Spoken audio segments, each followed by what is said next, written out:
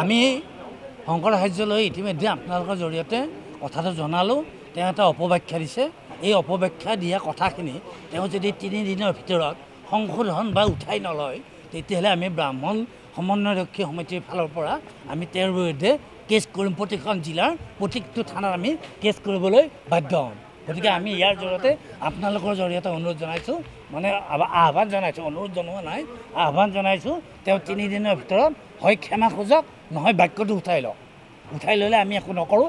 আৰু যোৱা 20 তাৰিখে পুৰীৰ শংকৰাচাৰ্যদেৱে অসমীয়া ব্ৰাহ্মণসকলক অতি তুচ্ছ জ্ঞান কৰি অতীজৰে পৰা অসমৰ ব্ৰাহ্মণসকলে গোমাংস ভক্ষণ কৰিছিল বুলি তেখেতে বক্তব্য ৰাখিছে। আৰু তেখেতৰ বক্তব্যই প্ৰকাশ কৰিছে যে যিজন মানুহৰ আজি 80 বা 85 বছৰ হৈছে, তেখেত অহাৰ পিছতহে তেখেতে হেনো বুজাই বৰাই আমাৰ অসমীয়া ব্ৰাহ্মণসকলক গোমাংস খোৱাৰ পৰা বিৰত কৰিছে। এই কথাত আমি অসমৰ সমস্ত ব্ৰাহ্মণ জাতিয়েই নহয়, আচলতে আমি সনাতন ধৰ্মাৱলম্বী লোকসকল আমি ক্ষুণ্ণ হৈ পৰিছোঁ। নিশ্চিতভাৱে আছে। মানে নিৰ্ঘণ্টত এটা কথা আছে যে গোমাংসং পতিতং দেশে খণ্ডে খণ্ডে মহিতলে সানহ কাকাহ ন ভক্ষন্তি পণ্ডিতা সৰ্বে। অৰ্থাৎ সহজ অৰ্থত বুজি পাইছে, গোমাংসং পতিতং দেশে, এই দেশত গোমাংসবিলাক পৰি আছে। খণ্ডং মহিতলে, এই দেশৰ সমস্ত ঠাইতে খণ্ড খণ্ড হৈ পৰি আছে। সান কাকাহ ন ভক্ষন্তি, সান মানে কুকুৰ, কাক মানে কাউৰী, ইয়াক কুকুৰ আৰু কাউৰীয়ে কেতিয়াও ভক্ষণ নকৰে। ভক্ষন্তি পণ্ডিতা সৰ্বে, আৰু সকলোবিলাক পণ্ডিতেহে ইয়াক ভক্ষণ কৰিব পাৰে। এই অৰ্থত ইয়াত গোমাংস শব্দটোক গো মানে গৰুক বুজোৱা হোৱা নাই, গো মানে জ্ঞান বা বেদৰ অংশক বুজোৱা হৈছে। যিটো মই আগতেই কৈছোঁ যে গৱেষণাৰ পৰা বুজা যাব। গৱেষণা শব্দটোৱে, এইটো বাৰু সংস্কৃতৰ শব্দ, বুজাত অসুবিধা হ'ব সকলোৰে, কিন্তু গৱেষণাটোতো আমাৰ অসমীয়াত ব্যৱহৃত শব্দ।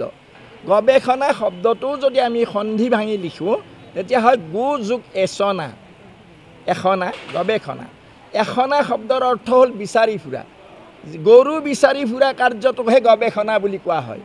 আচলতে হ'ব লাগিছিল যদি পোনে পোনে অৰ্থ কৰোঁ, কিন্তু আমিতো সেইটো নুবুজোঁ। গৰু বিচাৰি ফুৰা মানুহকতো গৱেষণা বুলি কওঁ। যিজনে অতি শুদ্ধ, শাশ্বত আৰু অতি গুৰুত্বপূৰ্ণ জ্ঞানটো অধ্যয়ন কৰিবলৈ চেষ্টা কৰিছে, তাক আমি গৱেষণা বুলি কওঁ। আৰু এই জ্ঞানেই হৈছে বেদ, বেদৰ আন এটা নাম জ্ঞান।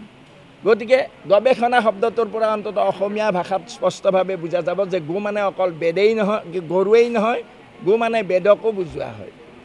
আচলতে এইটো কথা ভাবিব নোৱাৰি। শংকৰাচাৰ্যৰ নিচিনা এজন মানুহে এনেকুৱা এটা শ্লোক পঢ়ি অৰ্থটো বুজি নাপালে, এনেকুৱাকৈ ভাবিব সঁচাকৈ নাপায়। তেখেতৰ পাণ্ডিত্যক আমি সন্মান জনাইছোঁ। কিন্তু এইটো কথা নহয় যে পণ্ডিত মানে সকলো কথা জানিব, এইটোও কিন্তু নহয়। গতিকে তেখেতে ক'ৰবাত ভুল বুজাবুজি, ভুল ব্যাখ্যা তেখেতৰ হ'ব পাৰে। যিটো মই আগতে ক'লোঁ, যুধিষ্ঠিৰস্য জামাতা নকুলে ন বিবাহিতা, ৰামায়ণতো ঠাইত পোৱা যায় যে হনুমতা হতাৰাম সীতা হৰ্ষম উপাগতা, মানে হনুমানে ৰামক বধ কৰিছিল। পোনে পোনে যদি উত্তৰ বিচাৰোঁ, হনুমতা হতাৰাম, হনুমানে ৰামচন্দ্ৰক বধ কৰিছিল।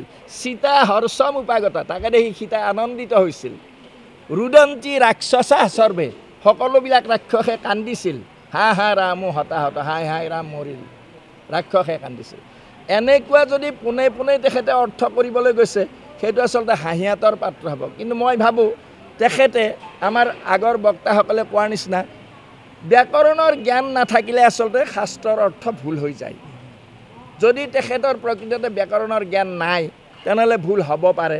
নতুবা এনেকুৱাও হ'ব পাৰে যে অসমত, আগতে আমাৰ বক্তাই কৈছে, আমাৰ জয়ন্তই ভালকৈ কৈছে যে অসমত গো হত্যাৰ প্ৰচলন বন্ধ কৰিবলৈ চৰকাৰে এটা প্ৰচেষ্টা চলাইছে।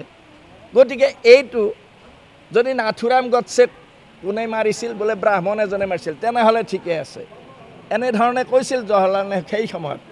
সেই কথা হ'ব পাৰে। ব্ৰাহ্মণসকলৰ গাত যদি চেকাটো পেলাই দিওঁ, তেনেহ'লে ইয়াক পটককৈ বন্ধ কৰিব নোৱাৰিব। কাৰণ এতিয়াও ব্ৰাহ্মণসকলক সমাজৰ উচ্চ স্তৰত আছে বুলি সাধাৰণ মানুহে ভাবে। এনেকুৱা ৰাজনৈতিক উদ্দেশ্য আছে নে কোনো শাস্ত্ৰীয় জ্ঞানৰ অভাৱৰ উদ্দেশ্য আছে, এইটো আমাৰ নিচিনা সাধাৰণ মানুহে বুজি পোৱাটো টান হৈ পৰিছে। কিন্তু আমি ভাবিছোঁ হয়তো তেখেতৰ ব্যাকৰণৰ জ্ঞানৰ অভাৱ হৈছে। অসমত ব্ৰাহ্মণৰ ইতিহাসটো বহু হাজাৰ পুৰণি। অকল ব্ৰাহ্মণেই নহয়, সনাতন ধৰ্মটো বহু হাজাৰ পুৰণি।